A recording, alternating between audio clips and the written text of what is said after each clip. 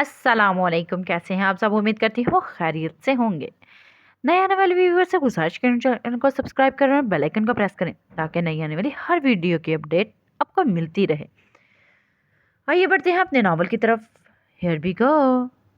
Priam सारा रास्ता flight में डर की वजह से रोती आई थी और अब तो खुदा से तौबा कर ली थी कि जिंदगी में दोबारा कभी भी फ्लाइट में नहीं आएगी, चाहे कुछ भी हो जाए। एयरपोर्ट पर इसके सोचे समझे बगैर दो लेडीज ने हाथ पकड़ा और इसे अपार्टमेंट में छोड़कर गायब होगी। प्रियाम को लगा कि वो किडनैप हो चुकी है, इसीलिए जल्दी से सेलफोन निकालकर भाभी का नंबर मिलाया। वो शायद हमदर्दी लेना चाहती थी, मगर इसकी भाभी ने जो इसे बताया वरना काबिले यकीन था। इसे समझ नहीं आ रही थी कि एक भाई अपने बिजनेस के लिए एक बहन को कठपुतली कैसे बना सकता है, और वो खुद कितनी बड़ी बेवकूफ़ है जो अपने भाइयों के प्यार में खिंची चली आती है। इसे लग रहा था कि अब वो सही मायनों में कैद हुई है, यहाँ से निकल भी नहीं सकती, और तो वो किसी को जानती भी नहीं थी। अब क्या करेगी, यही सोचकर जोर जोर से रोने लगी। आंसू गिरे ही जा रहे थे अपने बेवकूफ़ बनने पर, और ज़्यादा रोना आ रहा था। अल्लाह जी, अब मैं क्या करूं? मैं तो कुछ कर भी नहीं सकती। आप मदद करें ना, मैं मर जाऊंगी और किसी को पता भी नहीं चलेगा। मुझसे तो कोई प्यार ही नहीं करता। मैं सबके लिए बोझ हूँ या फिर एक खिलौना। हिचकियों में कहा गया। मैं क्या करूं? एकदम से चीखी, दिमाग में कुछ गूंदा। हाँ, मेरे पास सेलफोन है, मैं मीर को कॉल करती हूँ, मगर इसको क्या बताऊंगी कि मैं किधर हूँ? वो तो मुझे अपने हाथों से ही मार डालेंगे। मैं इसको नहीं बताती। सेलफोन हाथ में पकड़ा, फिर टेबल पर रख दिया। रोते हुए कुछ परी को कुछ टाइम हुआ था जब दरवाजे पर बेल हुई। परी ने डर कर दरवाजे की तरफ देखा, जल्दी से पाँव सोफे पर रखे, मगर बेल मुसलसल होती रही। 10 मिनट बाद परी को डर के दरवाजे की तरफ बढ़ी और कांपती हुई आवाज में पूछा, कौन?" "Delivery boy ma'am." बाहर से आवाज आई। परी ने आंखों को साफ किया और डर के दरवाजे को नॉक किया। दरवाजा ओपन होते ही कोई अंदर घुसा और परी के चेहरे पर सन्नाटेदार थप्पड़ मारा। परी उछलकर दूर जा गिरी। बेदिल इस कदर है कि आज मुझे कुछ नहीं चाहिए, तुम भी नहीं। प्रियाम को थप्पड़ इतने जोर से लगा कि होंठ फट चुका था और खून इसके मुंह में घुलता हुआ महसूस हुआ। प्रियाम ने डर के मारे आंखें मीच ली थी। इसको बस इतना मालूम था कि अब वो मरने वाली है। आने वाले को देखने की जरूरत इसमें नहीं थी। दुपट्टा पता नहीं कहाँ गिर चुका था और बाल कैचर से आजाद हो चुके थे। ओह बेबी, कबूतर की तरह आंखें बंद करने से मुसीबत अगर खत्म हो जाती तो पूरी दुनिया के लोग आंखें बंद करके चलते, और यकीन मानो अपनी आंखों को कभी खोलकर देखने की भी नहीं। ये दुनिया आंखें मंजर से कितनी हसीन लगती है, मगर क्या है ना, आंखें बंद कर लेने से मुसीबत नहीं जाती। इसलिए तुम भी अपनी आंखें खोलो और जरा खोलने की जहमत दो और मुसीबत का सामना करो, क्योंकि अब तो तुम ब्रेव गर्ल हो। मीर अपनी पैंट थोड़ी सी ऊपर करके घुटनों के बल प्रियाम के पास बैठा और मुस्कुराते हुए इसके सर को सहलाया, मगर ख्याल रहे मीर की मुस्कुराहट से ज्यादा तंजिया थी। प्रियाम जो डर और खौफ के मारे आंखें बंद करके बैठी थी। मीर की आवाज सुनकर इसमें करंट सा दौड़ा। परी को ऐसे लगा जैसे तपती धूप में कोई छांव ले आया हो, या फिर अनजान सी भीड़ में कोई अपना हाथ हिलाता हुआ नजर आया हो।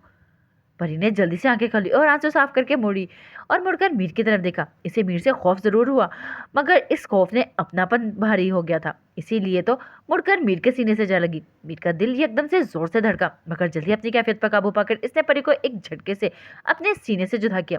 प्रियाम ने बड़ी बड़ी आंखों में हैरत लिए मीर की तरफ देखा। जाना ऐसे तो ना देखो, दिल बेईमान होने लगता है। मीर ने आंख दबाई। प्रियाम इसे पल में तोशा पल में मासा होते हुए देख रही थी। मीर आराम से उठा और सोफे पर बैठा, प्रियाम को अपने सामने खड़ा होने का इशारा किया। हाँ तो जाना, अब बताओ, बल्कि पूरी स्टोरी सुनाओ। तो मेरी इजाजत के बगैर इधर कैसे पहुंची और हवेली से बाहर कैसे निकली? मेरी सर्द आवाज में हो रहा है। मेरी इतनी सर्द आवाज सुनकर प्रियाम सिसकी और फिर से रोने ही बैठ गई। आहा, मैंने तुम्हें रोने का नहीं बोला। अब से मैं जो पूछूं इसका जवाब दिया करो। ये फजूल के नाटक आइंदा मेरे सामने ना हो तो ही बेहतर है, वरना हालात की जिम्मेदार तुम खुद होगी। मेरे गुस्से से खड़ा हुआ और परी का नाजुक सा चेहरा अपने हाथों में दबोचा। मुझे दर्द हो रहा है, प्रियम को रुलाई। ये दर्द तो कुछ भी नहीं। अब से जो मैं करूंगा वो तुम्हें सारी जिंदगी नहीं भूलने वाला।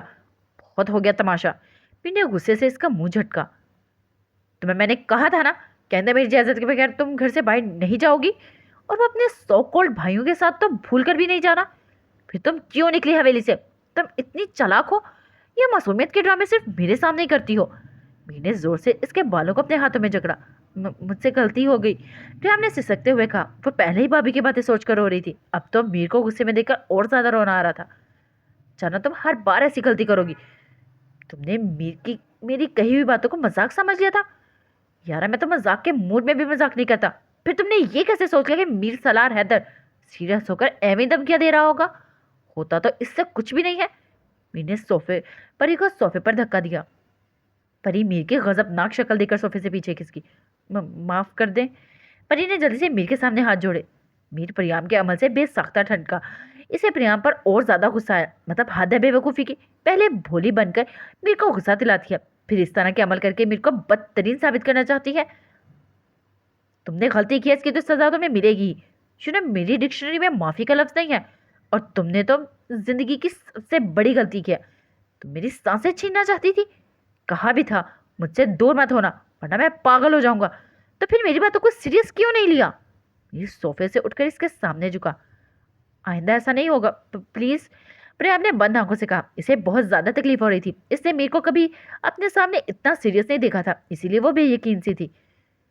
जाना आइंदा ऐसा करने के लिए मैं तुम्हें छोड़ूंगा ही नहीं। अब तुम देखो कि मेरा असल रूप क्या है। गेम शुरू करते हैं।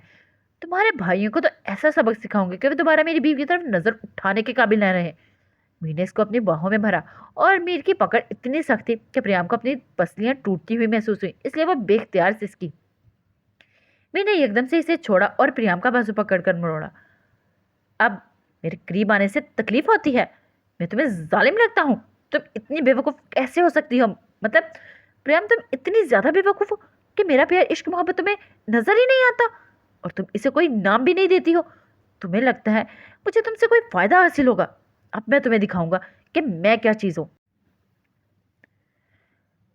मुझे कोई नहीं चाहता होगा तो मैंने तुमसे जबरदस्ती निकाह कर लिया। अब से तो मेरे निकाह में तो रहोगी, मगर मेरे दिल में नहीं।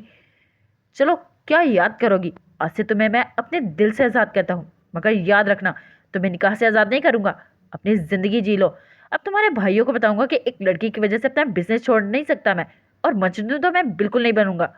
मीर आहिस्ता आहिस्ता बोल रहा था, और प्रियाम को लग रहा था आज वो बिल्कुल तनहा हो गई है। जो सिरे से ही प्यार नहीं करते थे, इनके लिए हमेशा वो एक प्यारे से बंदे को तकलीफ दे आती थी, और मीर को हमेशा तनहा छोड़ाती थी। ये क्या किया इसने? मीर ठीक कहता है, वो सबसे ज्यादा बेवकूफ है। काश वह दुनिया के रस्म रिवाज को समझती, या कम से कम इसे इतना ही मालूम होता कि कौन इसके लिए अच्छा है और कौन इसके लिए बुरा। इसे अपनी सोचों में पता ही नहीं चला कि मीर कब उठकर चला गया। छोटी बीबी, आप दरवाजा बंद कर ले। तात छोटी सी लड़की को इतनी तकलीफ में देखकर खुद भी कुरला रहा था, मगर मीर के हुक्म के मुताबिक वो कुछ नहीं कर सकता था। प्रियाम ने सुर्ख आंखों से दाद को देखा और फिर फूट फूट कर रोने लगी। बीबी प्लीज आप चुप कर जाएं। दाद ने बेबस होकर प्रियाम के सर पर हाथ रखा। दाद, मेरा कोई नहीं है, ना मेरी माँ, ना भाई, और ना ही बहनें। देखो दाद, लोगों से बड़ी दुनिया में मेरा कोई नहीं है। मीर भी छोड़ कर गया। वो तो कहता था मुझे कभी खुद से जुदा नहीं करेगा। आज वो भी मुझे तनहा कर गया। इसे तो पता है ना मैं बेवकूफ हूँ, मैं दुनिया की चालाकियां नहीं समझ सकती, फिर भी वो मुझे अकेला कर गया। इसे तो पता था ना कि मैं कुछ नहीं समझ पाती। मुझे मेरी गलती की सजा देने की बजाय मुझे छोड़कर चला गया। प्रियाम सिसकते हुए बोली। बीबी आप ऐसा ना बोले, वो आपको छोड़ नहीं सकता। फिलहाल वो गुस्से में है, जब गुस्सा उतरेगा तो इसे आपके पास ही आना है। वो दिल के हाथों मजबूर होकर छोड़ गया है। देखें, अगर इसको आपकी फिक्र ना होती तो वो कभी भी मुझे आपकी हिफाजत के लिए नहीं छोड़ जाता। दाद ने हाथ बांधकर ताबेदारी से कहा। दाद, तुम सच बोल रहे हो ना?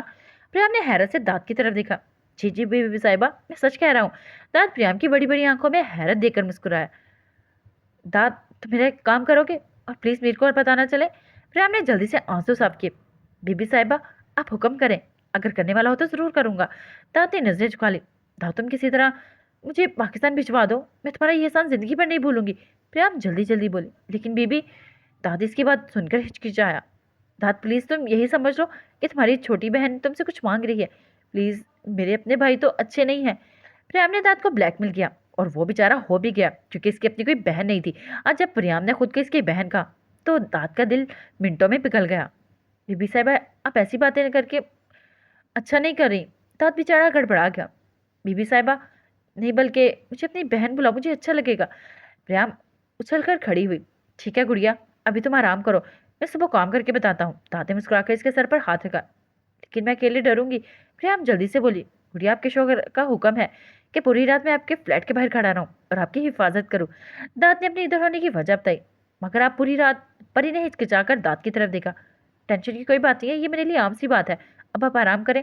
दांत कहते हुए बाहर की तरफ बढ़ा। भैया ध्यान रहे, मेरी पाकिस्तान जाने की खबर आपके साहब को ना मालूम हो। प्रियाम लंदन में पहुंचने के बाद पहली बार चाय की। ओके मैडम, जैसा आप कहें। दांत हंसता हुआ बाहर गया। प्रियाम ने लंबी सांस ली और खुद को आइंदा आने वाले हालात के लिए तैयार करने लगी।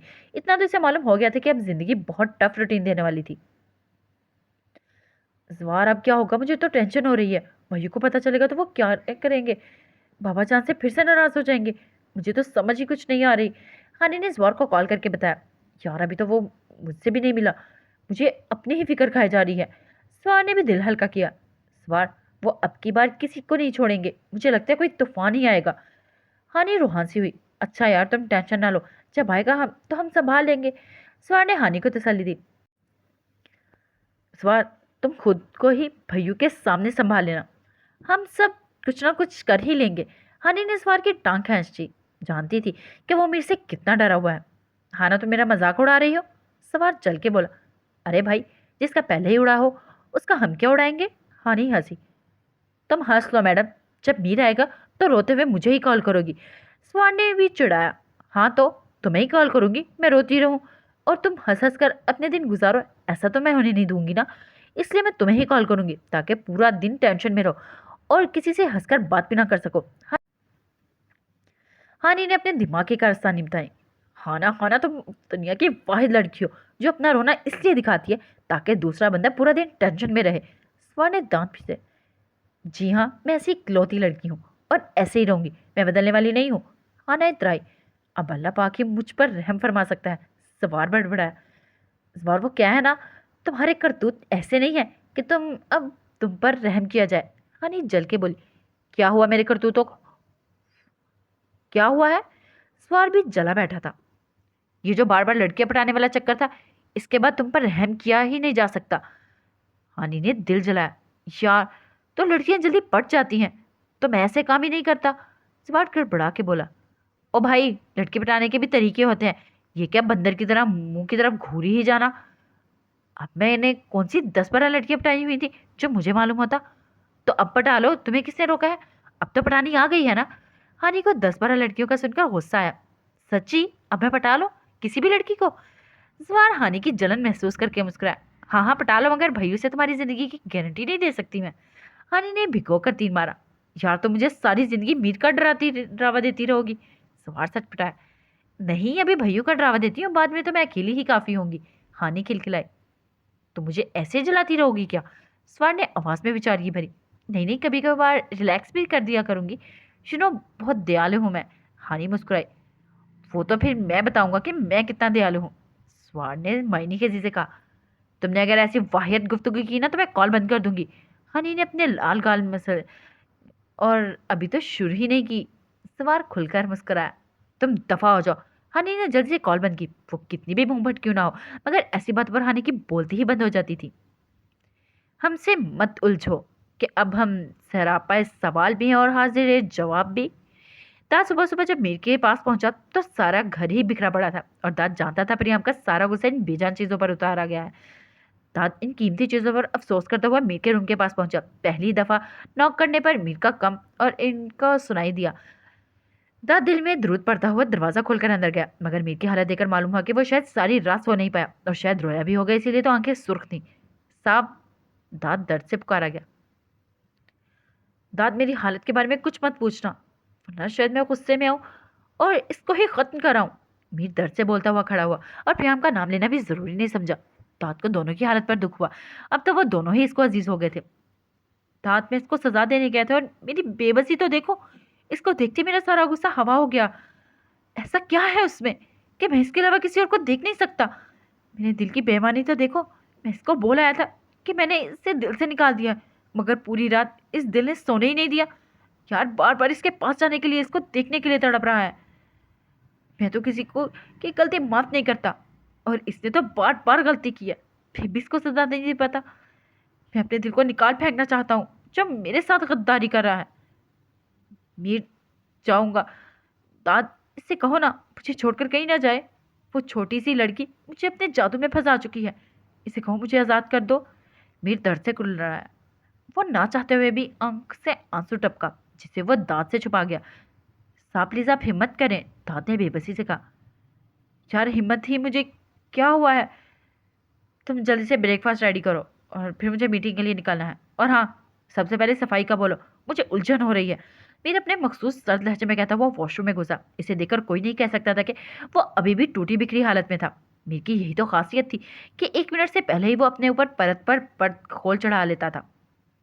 तात दिल ही दिल में अपने सबकी खुशियों के लिए दुआ करता हुआ बाहर निकला। गुड़िया पुत, मैं क्या करूं? तेरे मशवरे पर अमल तो कर तो लिया है, मगर मेरी जानी अजाब में आई हुई है। अगर जो तेरे बाबा से मेरी चोट देखने की जिद करने लगे तो मैं क्या करूंगी? अम्माजान ने परेशानी से पूछा। अम्माजान ऐसी बातें तो ना करें, मैं खुद डरती हूँ बाबा साईं से। हानि रूहांसी होकर अम्माजान की गोद में सर रखा। क्यों ना करूं? अब आगे भी ऐसा उल्टा सीधा मशवरा दे ताकि किसी तरह तेरे बाबा से बच जाऊं। अम्माजान ने हानि के सर पर चमाट मारी। अम्मा जान, जब भी बाबा साईं आपकी चोट के निशान देखने लगे, आप इन्हें कोई ऐसी प्यार भरी बात कीजिएगा कि वो खुद प्यार की बात करने लगे और आपकी चोट देखना ही भूल जाए। हनी ने शरारती निगाहों से माँ की तरफ देखा। हाँ हाय, कितनी बेशर्म हो गई है। चलो अपना सर और जरा दूर होके बैठ। अम्मा जान ने शर्म के मारे हानि को डपटा। हानि तो अम्मा जान का शर्म से लाल चेहरा देख देख कर हंसी जा रही थी। अम्मा जान, पता है आपका ये शर्म से लाल गुलाबी चेहरा देखकर ना मुझे और ज्यादा प्यार आता है। पता नहीं बाबा सिंह का क्या हाल होता होगा। हानि के कहते दरवाजे की तरफ भागी। जानती थी अब अम्मा की चप्पल से इसकी जरूर स्वागत करना है, इसलिए पहले ही दरवाजे के पास पहुंची। पता नहीं क्या खाकर मैंने इसे पैदा किया। जाल है जो शर्म लिहाज छूकर भी गुजरा हो, सारे जग से निराले काम करती है। अल्लाह पाक मेरी इस नालायक औलाद को जरा सी अक्ल ही दे दे। अम्मा जान की बड़बड़ाहट सुनकर हानि दरवाजे के पार से हंसी। हानि हंसते हंसते अपने रूम की तरफ जाती जब रोमैसा को इसकी शामत वहां ले आई। हाय हाय रोमी, आप ही सच बताएं, ये इतनी तैयार होकर किधर जा रही हैं? कहीं पुआ के घर तो नहीं जा रही किसी के दिल चुराने? अरहब के नाम से छेड़ा गया। हानि ने आंखें मटकाई। अपनी उम्र का लिहाज ही कर लो बदतमीज, ऐसी बातें कोई आप ही से साथ करता है? रोमैसा बेचारी शर्मिंदा होकर गुजरने लगी। अरे उम्र का तो नहीं पता, मगर आप ही सच में, मुझे आपकी तैयारी में जरूर दाल में कुछ काला लग रहा है। हानि रोमी के साथ ही सीढ़ियां उतरते हुए बोली। हानि, खुदा का वास्ता है चुप कर जाओ, कहीं भी जो शुरू हो जाती हो। तैयारी तो बस ऐसे ही कर ली। रोमी ने चिढ़कर हाथ जोड़े। डार्लिंग, आज घर में कोई खास मेहमान आने वाला है क्या? हानि ने नजरें घुमाई और फिर चची को किचन की तरफ जाते हुए देखा और तो इससे पूछा। तुम्हारी बुआ आ रही है आज हवेली में। चची जल्दी से जवाब देती हुई किचन में घुसी। हानि चालाक लोमड़ी की तरह रोमी के इर्द गिर्द घूमी। बेचारी इस लम्हे को ही कोसती थी जब हानि से सामना हुआ। किसी घर जा तो नहीं रही, मगर हवेली में तो जरूर कोई आ रहा है। रोमी, आप ही सच ही बता देती, आपको कौन सा बिला जाना था? हानि ने शर्म दिलाने वाले अंदाज में कहा। बदतमीज, अब पता चल गया है ना, तो मेरा सर क्यों खा रही हो? रोमी इसकी नजरों से खाइफ हुई। हाँ ठीक कह रही हैं, आपका सर क्यों खा रही हो? मैं तो अरम भाई का सर खाऊंगी। हानि भागते हुए बोली। गुड़िया, तुमने अगर उल्टा सीधा बोला ना तो तुम्हें छोड़ूंगी नहीं मैं। रोमी चीखती, जानती थी शैतान की खाला इसकी ही बातें बताएगी। अगर तुम देख पाते मेरी चाहत की इंतहा, तो हम तुमसे नहीं, तुम हमसे मोहब्बत करते। दादा ऐसा करो, आज की पहली फ्लाइट की टिकट बुक करवा दो, कल हवेली भी जाना होगा। अमरजान ने इससे बात हुई थी, शायद कोई ज़रूरी काम होगा। यहाँ वैसे भी काम खत्म हो गया है।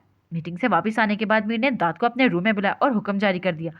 दाद ने मीर की बात सुनी तो परेशानी से मीर की तरफ देखा। आज की फ्लाइट में ही तो प्रियम की टिकट बुक करवाई थी। अब मीर की टिकट बुक करवाने का मतलब था दोनों एक ही फ्लाइट में जाते, और प्रियम चाह रही थी कि वो मीर से पाकिस्तान पहले पहुंचे। अब पता नहीं इन दोनों के बीच में दाद बेचारा कैसे कितना फंसेगा। क्या हुआ, कोई परेशानी है क्या? पी ने खामोशी पर लैपटॉप से नजर हटाकर दाद की तरफ देखा, जो पता नहीं किन सोचों में ही गुम था। नहीं साहब, परेशानी की तो कोई बात नहीं है, मगर क्या आपने आज ही जाना है? मतलब अगर हम कल चलें? दाद ने हिम्मत करके मीर से पूछ लिया। क्या मतलब कल चलें? दाद, तुम अगर कुछ कहना चाहते हो तो सीधी तरह कहो, ये पहेलियां क्यों बुझवा रहे हो? और जानते हो मुझे आए बाएं करने वाले लोग बिल्कुल पसंद नहीं है। मीर ने गुस्से से दाद की तरफ देखा। नहीं कुछ नहीं कहना, मैं टिकट बुक करवाता हूँ। दाद जल्दी से रूम से बाहर निकला। जानता था कि अगर थोड़ी देर और रुकता तो मीर जल्द इससे असल बात उगलवा लेता, इसीलिए बाहर जाने में ही आफियत समझी। क्या करूं मैं? गुड़िया गुड़िया से बात करता हूँ। दाद ने बड़बड़ाते हुए सेलफोन पर प्रियम का नंबर डायल किया और जो वो आते हुए ले आया था। 1 मिनट से भी पहले कॉल पिक की गई। गुड़िया, एक मुसीबत आ गई है। दाद ने आहिस्ता से कहा। क्या मुसीबत आ गई है? कहीं मीर को मेरे जाने का पता तो नहीं चल गया? प्रियम बेड पर बैठी थी। दाद को बात पर एकदम से खड़ी हुई और नाखून चबाने लगी। साहब को नहीं पता चला, बल्कि उन्होंने पाकिस्तान के लिए भी टिकट बुक करवाने का कह दिया है, और अब वो आपके साथ ही पाकिस्तान पहुंचेंगे। अगर एयरपोर्ट पर साहब ने देख लिया तो कुछ कर ही ना दे। दाद मीर के कमरे की तरफ देखते हुए प्रियम को बताने लगा। भाई अगर ऐसे डराएंगे तो मैं पहले ही इनके गुस्से की वजह से खौफजदा हूँ। पता नहीं कब इनके अंदर जिन आ जाए, ख्वामखा ही सबको खा जाए। पर इन्हें रुहासी होकर अपनी उंगली चबाई और दर्द होने पर मालूम हुआ कि उंगली के साथ क्या गजब कर चुकी है। अच्छा गुड़िया डरो मत, मैं कुछ करता हूँ। दाद बेचारा परी की कंडीशन सोचकर और ज्यादा परेशान हुआ। बस जल्दी से कुछ करे, मुझे मीर से पहले पाकिस्तान पहुंचना है, चाहे कुछ भी हो जाए। प्रियम ने जल्दी मचाई। गुड़िया तुम्हारे पास गाउन है क्या? दाद ने एकदम से पूछा। नहीं मेरे पास तो नहीं है, मगर आपने गाउन का क्या करना है? प्रियम दाद की गाउन वाली बात पर हैरान होकर बोली। ओके मैं आ रहा हूँ, सबसे पहले हम गाउन लेते हैं, तुम तैयार हो जाओ। दाद कहते हुए बाहर की तरफ भागा। गुड़िया बस भी कर दो, और कितना सवाल दरवाजे के साथ चिपकोगी? बॉलगम की तरह तो चिपकी हुई हो। मामा ने हानि के पीछे खींचा, जो दरवाजे के साथ चिपकर अंदर बैठे अफराद की गुफ्तगू सुनने की कोशिश कर रही थी। यार आप ही, मुझे ना किसी गड़बड़ का अंदाजा हो रहा है। मतलब सिवाय हम लड़कियों के सभी अंदर कोई खिचड़ी पक रही है, और मैं ये खिचड़ी पकने नहीं दूंगी। आखिरकार मैं हाना हैदर हूँ। हानी सोफो के पास आते हुए बोली। एडी तो फन्ने खा, अपनी तो खिचड़ी पकाई नहीं गई तुमसे। नूर ने जुबान निकालकर इसकी शहर जाने वाली बात पर चिढ़ा, क्योंकि शहर जाने का हॉस्टल में रहने की इजाजत नहीं मिल रही थी। तब बादल ने बड़ी मुश्किल से सबको मनाया था, और तब जाकर हानि को इजाजत मिली थी। तब हाना हैदर छोटी थी और इसकी बातों को इग्नोर किया जाता था। अब ऐसा नहीं हो सकता। हानि ने गड़बड़ाकर बात बनाई। क्यों, अब तुम्हारा आईडी कार्ड बन चुका है क्या, जो अब तुम्हारी बातों को इग्नोर नहीं किया जा सकता? चोमी ने भी सुबह वाला बदला उतारा। वो भी बन जाएगा एक दिन, देखना तुम लोग। हानि सबको एक ग्रुप में होते हुए देखकर चिड़ी। हाँ हाँ, बस अभी 1 साल और इंतजार करना पड़ेगा। मामा भी हंसी। अब 1 साल से कम रह गया है। हानि गुस्से से आंख बगुला हुई। चलो फिलहाल के लिए छोटी जरा साइड पे हो ना। रोशनी खड़ी होकर इसके सामने आई। आप ही, मैं सबको देख लूंगी, गिन गिन के बदलो लूंगी। हानि गुस्से से अपने रूम की तरफ बढ़ी। फिलहाल तो गिन गिन के दिन गुजारो, क्या पता कब आईडी कार्ड बन जाए। पीछे से नूर चीखी। मेरा नाम होना हैदर है, सब कुछ याद है मुझे। हानि भी जवाबन चीखी। इनकी हंसी सुनने से पहले ही हानि ने ठा करके दरवाजा बंद कर दिया। जिनसे बिछड़ना नामुमकिन था, मुझे इनसे बिछड़े कई रोज हो गए। मीर और दादी इस वक्त एयरपोर्ट पर मौजूद थे। दाद बेचारा परेशानी से इधर से उधर देख रहा था। दाद, क्या आज एयरपोर्ट पर ज्यादा हसीन औरतें हैं जो तुम बार बार इनकी तरफ देख रहे हो? मीर ने चिढ़कर दाद को अपनी तरफ मतवज्जो किया। दाद ने गड़बड़ाकर मीर की तरफ देखा। नहीं सही, वो बच्चा बहुत प्यारा है इसलिए देख रहा था। दाद ने गड़बड़ाकर बच्चे की तरफ इशारा किया। अब वो मीर को कैसे बताता कि आपकी बीवी को बुर्का पहनाकर पाकिस्तान ले जा रहा हूँ, जो बार बार वहां पर बैठी अपने निकाब को ठीक कर रही थी, या फिर खौफजदा नजरों से मीर की तरफ देख रही थी। दोनों हाथों से प्रियाम ने अपने निकाब को पकड़ा हुआ था और इस तरह बैठी थी, इतनी प्यारी लग रही थी कि सभी इसकी तरफ मतवज्जो हो रहे थे, मगर इसकी नजरें बस मीर पर ही टिकी हुई थी। तो तुम भी शादी करके इसी तरह का एक बच्चा पैदा कर लो, तंजिया कहा गया। क्या साईं, आप ही ना। ताज शर्मिंदा हुआ। हाँ क्या मैं? मीर ने दांत की नकल उतारी। अनाउंसमेंट पर होने पर सभी प्लेन की तरफ बढ़े। साहब आप चलकर बैठे, मैं जरा वॉशरूम होके आता हूँ। दांत जल्दी से कहता हुआ दूसरी तरफ मुड़ा। मीर अपने सर को झटकता हुआ आगे बढ़ा। क्या गुड़िया, तुमसे तो निकाह भी ठीक से नहीं हो सकता। दांत जल्दी से प्रियाम की तरफ आया। मैं क्या करूँ, मुझसे नहीं हो रहा। आगे की तरफ करती हूँ तो आंखों के सामने आ जाता है, थोड़ा पीछे करती हूँ तो सारा ही नीचे चला जाता है। पर हीरो हंसी हुई। इधर मुझे एक पिन दो, मैं ठीक करता हूँ। दाद ने पीछे मुड़कर मीर को अंदर जाते देखा तो प्रियाम से बोला। प्रियाम ने बैग से पेन निकाल कर इसे थमाई। दाद ने इसे सर पर पिन सेट की और इसको साथ लेकर प्लेन की तरफ बढ़ा। प्रियाम कभी सर पर हाथ लगाकर पिन को देखती और कभी सताइशी नजरों से दाद को देखती। बस घूरना बंद करो, एक पिन ही तो लगाई है, कोई जजीरा नहीं दरियाफ्त किया जो तुम मुझे देखी जा रही हो। दाद प्रियाम की नजरों से तंग होकर बोला। ओके अब तुम जाके अपनी सीट पर बैठो, और खुदा का वास्ता अगर चीखना हुआ तो आवाज़ बदल लेना, नहीं तो तुम्हारे शोर को तुम्हारी आवाज़ पहचानी जाएगी। दाद ने प्रियाम की मिन्नत की। ओके आगे अब तुम जाओ। प्रियाम खिलखिलाई। इसे नहीं पता था कि मेरे का रिएक्शन क्या होगा, मगर अब वो इधर भी नहीं रह सकती थी, इसीलिए तो पहली फुर्सत में ही पाकिस्तान जाने का सोचा। इसे अब खुद को बदलना था। हाँ, वो अब लोगों के बदलते चेहरों को पढ़ना चाहती थी। पाकिस्तान पहुंचते ही दाद मीर को जरूरी काम का कहकर गायब हो चुका था, इसलिए ड्राइवर पहले से एयरपोर्ट के बाहर मौजूद था। मीर दांत पीसता हुआ इसके पास पहुंचा और ठटक कर गाड़ी में बैठा। ड्राइवर बेचारा सामान रखने के बाद सहम कर गाड़ी में बैठा और गाड़ी स्टार्ट की। इतनी स्लो क्यों चला रहे हो, तेज चलाओ। मीर ने गुस्से से ड्राइवर की तरफ देखा। ड्राइवर बेचारे ने 1 मिनट के लिए तेज की और फिर से स्लो कर दी। तुम गाड़ी रोको और नीचे उतरो। मीर धाड़ा। गाड़ी रुकने पर मीर ने जल्दी से आगे बढ़ा और ड्राइवर को उतरने का इशारा किया। ड्राइवर सहम कर जल्दी से नीचे उतरा। अब तुम जितनी मर्जी स्लो आते रहो। मीर ने दरवाजा जोर से बंद किया और ड्राइवर को कहते ही गाड़ी हवा में लेकर उड़ा। ड्राइवर ने सेलफोन निकालकर जल्दी से दाद को कॉल की। दाद ने ड्राइवर की कॉल की देखी तो 1 मिनट से पहले ही कॉल पिक की। क्या हुआ, कोई मसला हो गया क्या? दाद ने सेलफोन कान से लगाया। प्रियाम जो विंडो से बाहर देख रही थी चौंक कर दाद की तरफ देखने लगी। क्या, साई ने तुम्हें गाड़ी से निकाल दिया और खुद चले गए? दाद हैरान होता हुआ बोला। प्रियाम परेशान हुई। अच्छा, तुम किसी से लिफ्ट लेकर घर चले जाओ, अगर ना मिले तो मुझे कॉल कर देना, मैं लेने आ जाऊंगा, दाद ने कहते हुए कॉल बंद की। क्या हुआ? प्रियाम परेशान होकर बोली। तुम्हारे शौहर ने गाड़ी ड्राइवर को गाड़ी से निकालकर खुद ड्राइव करके घर पहुंच चुके होंगे, क्योंकि इनकी ड्राइविंग का कोई मुकाबला नहीं कर सकता, दाद बेचारगी से बोला। कहा भी था तेज चलाएं, अब मैं इनके सामने कैसे जाऊंगी? प्रियाम रोहानसी होकर बोली। कुछ नहीं होगा, बस तुम खुद पर भरोसा रखो और सांप के चिल्लाने पर नजरें नीची करके सुनती रहना, और खुद ही बोल बोल कर चुप हो कर जाएंगे, फिर इनका गुस्सा भी ठंडा हो जाएगा, दाद ने प्रियाम को समझाया। व्हाइट विला पहुंचते ही दाद ने गाड़ी रोकी और प्रियाम के उतरने के लिए दरवाजा खोला। अब आप हिम्मत करके अंदर आ जाएं, सामान मैं सुबह ले आऊंगा, दाद कहते ही गाड़ी भगाकर ले गया। प्रियाम रोहांसी होकर द्रुत का विरत करते हुए अंदर की तरफ बढ़ी। वहां पहले ही सी गाड़ी देखकर सीने में सांस अटकी, मगर खुद को हौसला देते हुए लॉन्च के दरवाजे का ओपन किया और सर घुसाकर अंदर की सूरत हाल जाननी चाहिए। लॉन्च में कोई नजर न आया तो प्रियाम आहिस्ता से कदम उठाती अंदर घुसी। इधर उधर देखने के बाद, मीर की गैर मौजूदगी में तसल्ली कर लेने के बाद बिल्ली की चाल चलती हुई आगे बढ़ी, मगर हर तरफ नजरें घुमा रही थी। अभी वो 4-5 कदम ही चली होगी कि बुआ मतलब मुलाजमा एकदम से प्रियाम के सामने आई। परी डर के एकदम पीछे हुई, मगर फिर बुआ को देखने के बाद गहरी सांस ली। छोटी बीबी साहबा, आप तो हवेली गई थी। बुआ ने हैरानी से परी की तरफ देखा। श्श, आहिस्ता बोली, कोई सुन लेगा। बुआ सब छोड़े, ये बताओ मीर कहाँ है? परी बुआ का हाथ पकड़कर किचन में घुसी। मीर साहब तो थोड़ी देर पहले ही आए हैं, मुझे खाना टेबल पर लगाने का कहकर वॉशरूम में फ्रेश होने गए हैं। बुआ हैरानी और परेशान से बोली। ओके, मैं अपने रूम में जा रही हूँ, मेरे यहाँ आने पर मौजूद होने पर मीर को पता ना चले, आप मीर के लिए खाना लगाएं। प्रियाम ऐसा ऐसा बोलती हुई किचन से बाहर निकली। अपने रूम में पहुंचकर प्रियाम ने सुख का सांस लिया, मगर मीर का सामना करने का सोचकर ही इसका कॉन्फिडेंस कहीं हवा बन के उड़ जाता था। मैं रात को अकेले कैसे सोऊंगी? आज मीर का सामना तो करना पड़ेगा। हाय, कहीं मुझे मार ही ना डाले और किसी को मेरे मरने की खबर ही ना हो। हाँ हाँ, हानि को कॉल करके मीर के गुस्से का ही हद पूछ लेती हूँ।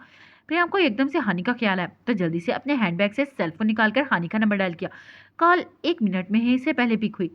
हाय परी, तुमने हद कर दी, यानी कि तुमने इस बार अपना सेलफोन ऑफ नहीं किया, और तो और तुमने खुद मुझे कॉल की। यारा, मैं कहीं ख्वाब तो नहीं देख रही? कोई मुझे चुटकी काट कर बताए कि मैं ख्वाब नहीं देख रही। हानि हैरानी से कॉल पिक करने के बाद बगैर ही किसी ब्रेक की तरह बोलती ही चली गई। परी बोलने के लिए मुंह खोलती फिर बंद कर लेती, बेचारी को बोलने का मौका ही नहीं मिल रहा था। हानि यार, तुम थोड़ी देर के लिए मुंह बंद करके मेरी बात सुन सकती हो क्या? परी अपनी आवाज को बहुत ज्यादा कम करके बोली।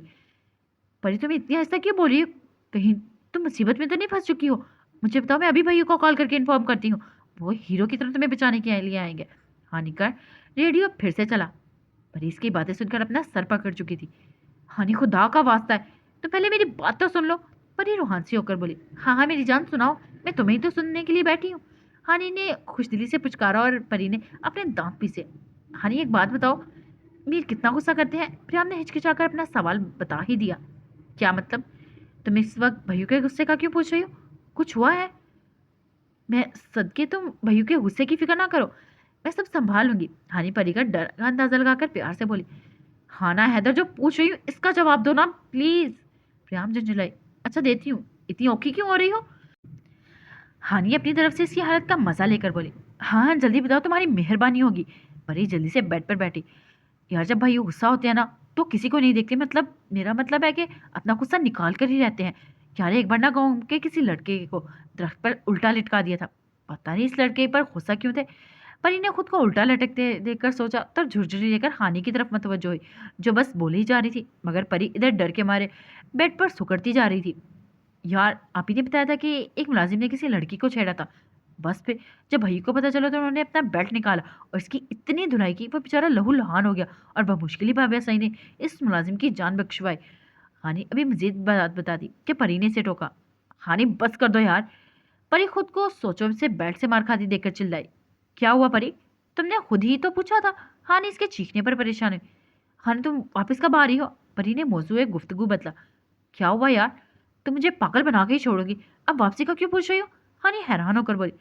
हानि, मैं ना व्हाइट विला में हूँ, तुम सुबह किसी भी हालत में वापस आ जाओ और किसी को बताना नहीं, बाकी सब बातें मैं बाद में तुम्हारे आने पर बताऊंगी। प्रियाम ने जल्दी से कहा। क्या, तुम व्हाइट विला में हो? हानि अपने चीखने ही लगी थी कि प्रियम ने जल्दी से कॉल ही कट कर दी और सेलफोन ऑफ कर दिया। जानती थी हानि के बेकरार रूह को करार नहीं आएगा, इसलिए बार बार फोन करेगी और इसी मसले का एक ही हल था, वो था सेलफोन ऑफ करना। प्रियम डरती डरती बेड से खड़ी हुई और दरवाजे के पास जाकर अपना सर बाहर निकाला। कोई भी नजर नहीं आया तो आहिस्ता से बाहर निकली और सीढ़ियों के पास आकर नीचे देखने लगी। ड्राइंग रूम में खटपट की आवाजें आ रही थी, मतलब मीर खाना खाने में मसरूफ था। मैं अभी मीर के सामने नहीं जाती, क्या पता मेरी भी बेड से धुलाई कर दे या फिर फनों से उल्टा लटका दे। अब यहाँ पर दरख्त तो है नहीं, मैं सुबह ही इनको बनाऊंगी जब हाना भी इधर होगी।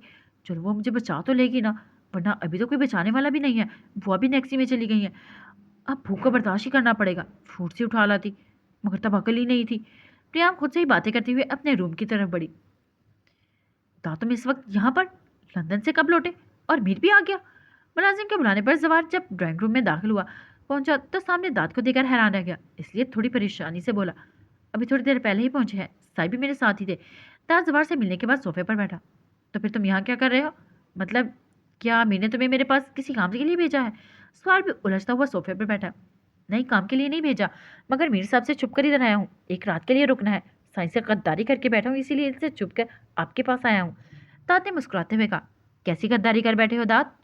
जवार परेशान हुआ। आखिर को दाद इसके लिए भी इतना ही अहम था जितना मीर के लिए, क्योंकि तीनों कॉलेज साथ ही पढ़े थे। साई के दिल को साथ लाने की गद्दारी कर बैठा हूँ।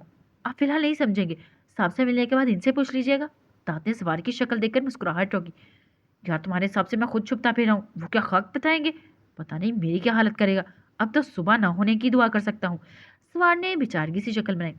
चलो ये तो आपका अपना मामला है, मुझे नेक्सी की दे दें ताकि मैं आराम कर सकूं। ताज जवाहर को चिढ़ाते हुए बोला, हाँ तुम्हें मुझे क्यों हमदर्दी होने लगी? अल्लाह करे तुम्हारा हाल मुझसे भी बुरा हो। सवार चिढ़ते हुए बोला, ये तो आने वाला वक्त ही बताएगा कि इसकी हालत ज्यादा खराब होती है। ताज मुस्कुराता हुआ की लेने के लिए सवार की जानी बढ़ा। तुम ना मेरे सामने से दफा हो जाओ, तुम आग लगाने वाले औरतों से भी 4 हाथ आगे हो।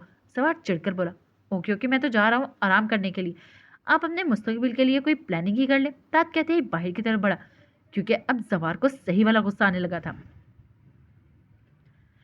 हम जरा बदलिहाज से हैं, कभी किसी को रास आते हैं। वीर गुस्से से अपने कमरे में टहल रहा था, क्योंकि इसे यह तो मालूम था कि दाद प्रियाम को अपने साथ लेकर आया है, मगर इधर पहुंचने के बाद वो प्रियाम को किधर ले गया ये बात इसे मालूम नहीं थी। ऐसे कैसे हो सकता है कि वो दाद की एक दिन के बाद जाने वाली बात पर हैरान ना होता, और वो दाद जो इसकी अच्छी बुरी बात पर कभी भी ना बोलने वाला एकदम से किसी बात को करने से रोके परेशान होना तो बनता था। इसलिए तो मीर दाद के अपने रूम से बाहर निकलने पर इसके पीछे आया था, और इसकी सारी बात सुनने के बाद मीर दिल से खुश जरूर हुआ था, मगर फिलहाल प्रियम को सबक जरूर सिखाना था, ताकि फिर से वो किसी की बातों में ना आने से पहले मीर की नाराजगी और गुस्से का सोचकर ही डर जाए, या फिर मेरे से दूर जाने का ख्याल आने से पहले ही इस ख्याल को अपने दिल से निकाल फेंके। इन सब के लिए ज़रूरी था वो प्रियम को थोड़ा बहुत तड़पाए। आखिर को मीर को भी तो इसने बहुत तड़पाया है। मीर को वो एयरपोर्ट पर नजर आ गई थी, लेडीज के पीछे छुपकर अपने निकाब को दुरुस्त करती हुई, और खौफ से मीरी की तरफ देख रही थी। एक दफा तो मीर का दिल चाहता कि इस छोटी सी लड़की को के पास जाए और अपने हाथों से इसका निकाब सेट करके बताए कि मेरी छोटी सी जान क्यों हल्कान हो रही है, मगर बड़ी मुश्किल से खुद पर सख्त पहरे बिठाए। जानता था कि अगर एक बार इसके साथ नर्म हुआ तो फिर शायद सख्ती ना कर सके, और प्रियम सारी जिंदगी इसको तड़पाती रहेगी अपनी बेवकूफ़ियों से। यार अभी मैं यही सब सोच रहा था कि एकदम से किसी के चीखने की आवाज़ आई। मीरा हैरान होता बाहर निकला। इसकी गैर मौजूदगी में किसकी हिम्मत हुई कि वो इसके घर में घुसे?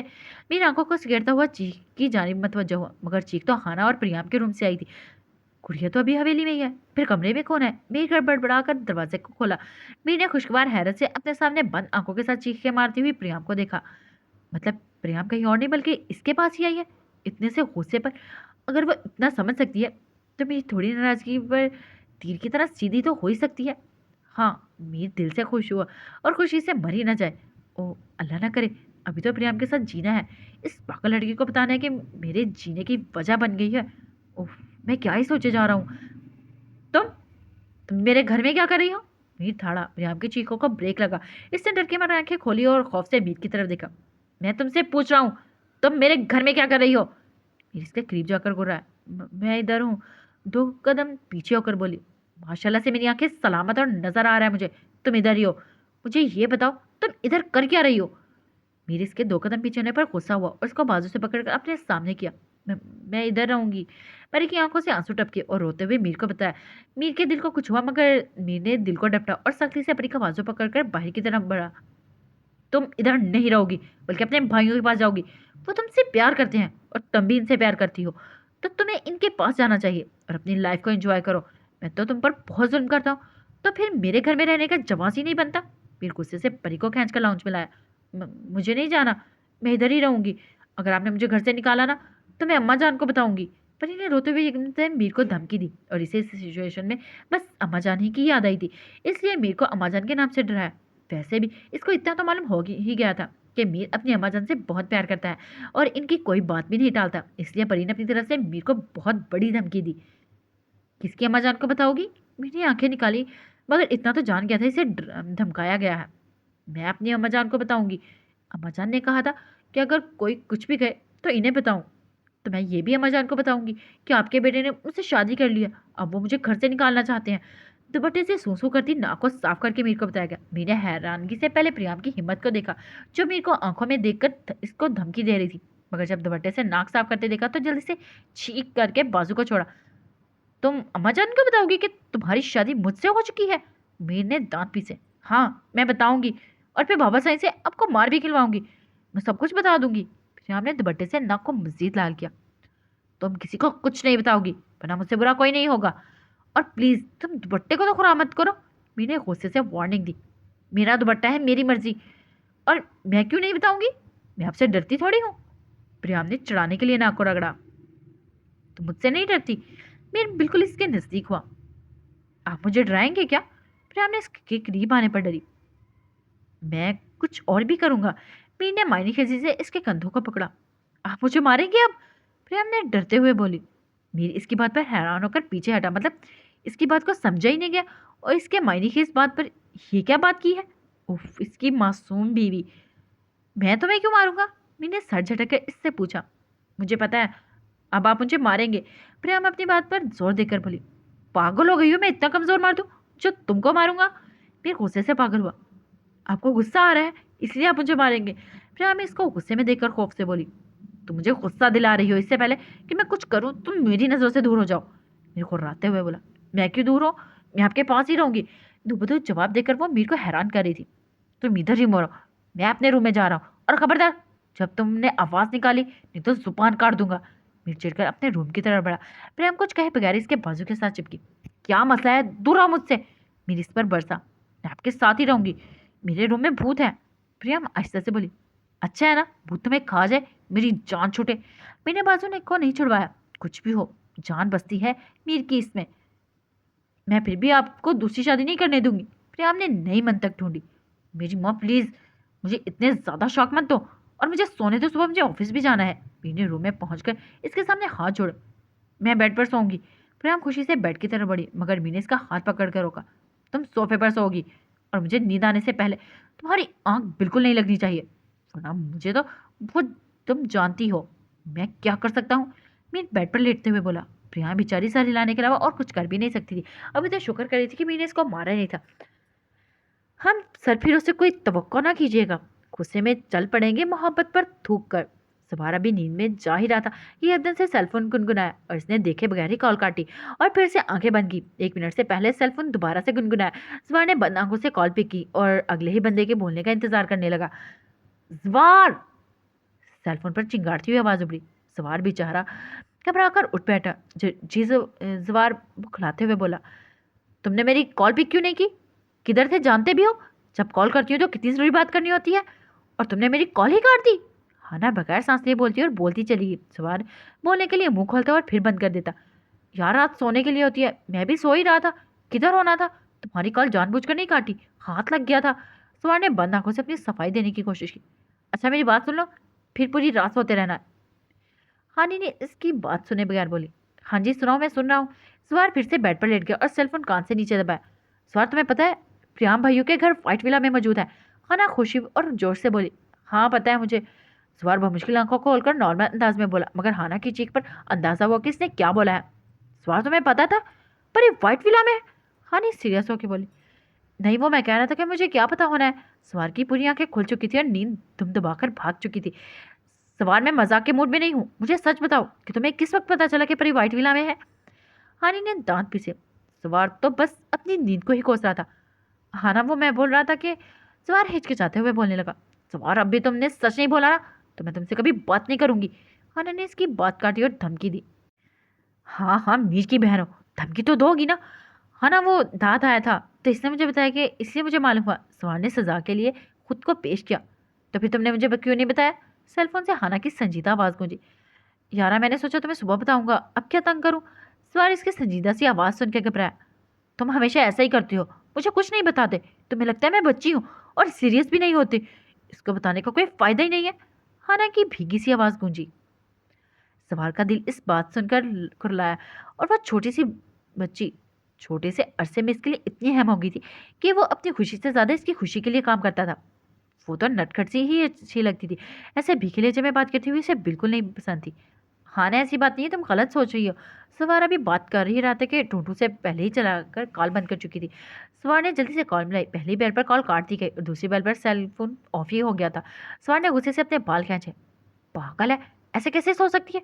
मेरी पूरी बात ही नहीं सुनी। जानती भी है वो मेरे लिए कितनी अहम है, फिर भी उल्टा सीधा बोल कर चली जाती है। अब कैसे मनाऊंगा पता ही नहीं। हवेली से कब वापिस आएगी? भाई कब था जो ये बहन ने भी कसर पूरी कर दी है। सवार बड़बड़ाता हुआ बेड पर खड़ा हुआ। अब नींद तो बमुश्किल ही आनी थी, इसलिए सिगरेट का पैकेट उठाकर टेरिस पर आ गया।